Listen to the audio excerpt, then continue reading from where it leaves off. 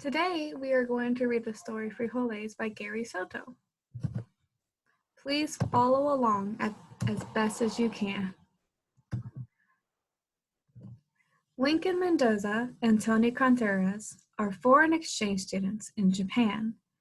They are trying to fit into a culture that is very different from the one they knew in the United States. Luckily, they have a thoughtful host family. The Ono family is kind and giving. One evening, the boys decide to return their kindness. Set a purpose. Lincoln and Tony are making a special meal for their host, the Ono family. Find out if the Onos like it.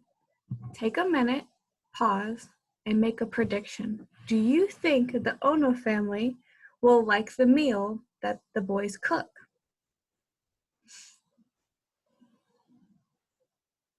Have a prediction? Let's continue. Mr. Ono raised his dinner plate to his face and studied the frijoles curiously. "I know this smell," he said. He moved the chopstick across the plate. Then he sucked on the end. "I know this taste," he concluded. "How can you know?" Miss Ono said. "I just know," he answered. "I am an international eater."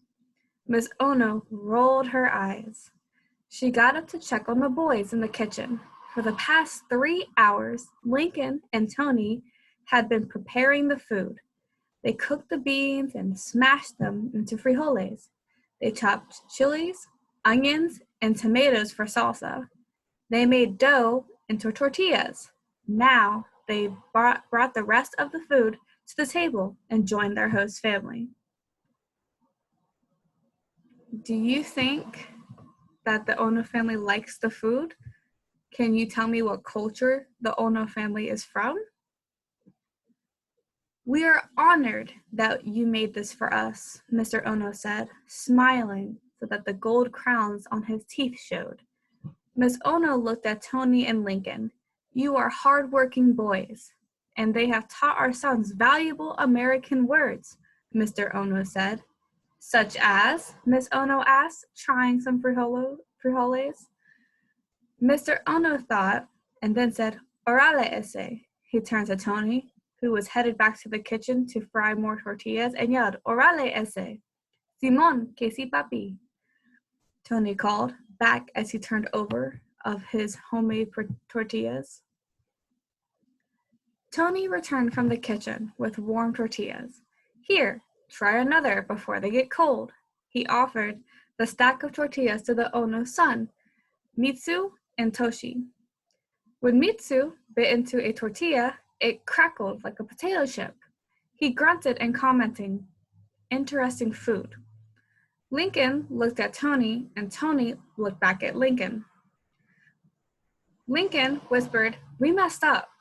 These tortillas are hard as rocks." "Harder," Tony whispered back. "And the avocados ain't good either. $5 a piece? Man, and they're mostly black." "No wonder you two are so strong," Miss Ono said, trying to be kind. "The food is so hard." Even the frijoles were undercooked. They had to mash them with their teeth before they could swallow. The salsa was more like ketchup than the fiery sauce that Lincoln and Tony's mothers made. But the Onos tried it all, smiled between bites, and drank their tea. Will the Onos still be hungry after the meal? What will they do? Take a minute and make a prediction.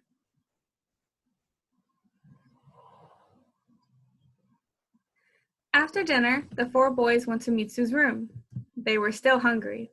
"We messed up," Tony said. He turned to the Japanese boys. "Mexican food really is good. If we knew how to cook, you'd be in paradise. My mom makes the best enchiladas." "We believe you," said Toshi. "If we had to make Japanese food, we would make it terrible also." "I'm sure you guys could do better," Tony said. "No, we would starve," Mitsu said. Toshi nodded in agreement. Mitsu suggested that they go and get ice cream cones. They left through the window. They did not want to get in trouble. But they were still hungry. They looked around town, but all the stores were closed.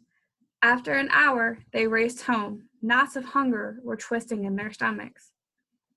They arrived just in time. Mr. and Mrs. Ono were frying a fish that was nearly as large as a guitar. A new pot of rice was steaming, the tea was simmering, and icy bottles of ramune were waiting. Then, at 9:45, with the moon hanging like a sickle in the sky, the fiesta really began.